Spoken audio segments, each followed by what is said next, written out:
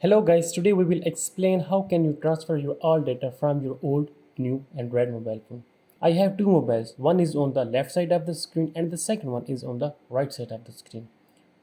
My old mobile phone is on the left side of the screen which I am currently using. So as you see in my old mobile phone and also in my new, I have this application Zapier. You need to install this application in your both mobile phone like in old and also in new. If you don't have, then simply open your Google Play Store. From here you need to search for this app, and I already installed this application in this one, so I don't need to reinstall this. Now what you have to do, simply open this application in your both mobile phone. Now as you see, the Zapier is open in both mobile phone. Now what you have to do, simply tap on this option on your both mobile phone.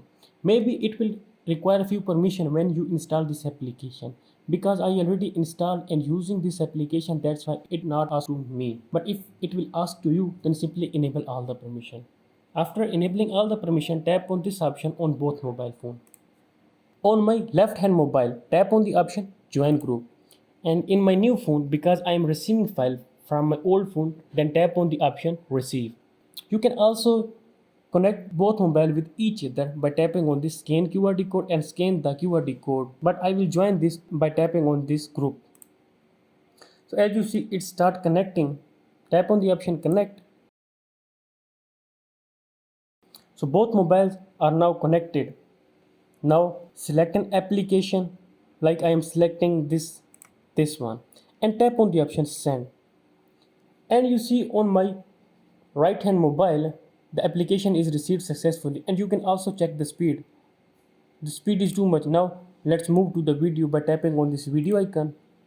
From here, select a video, like I'm selecting the second one. The size of this file is more than 300 MB. Now tap on the option send, and you can see on my new mobile, which is on the right side, receiving file. And you can also check the speed. The speed is very good. It will take less time.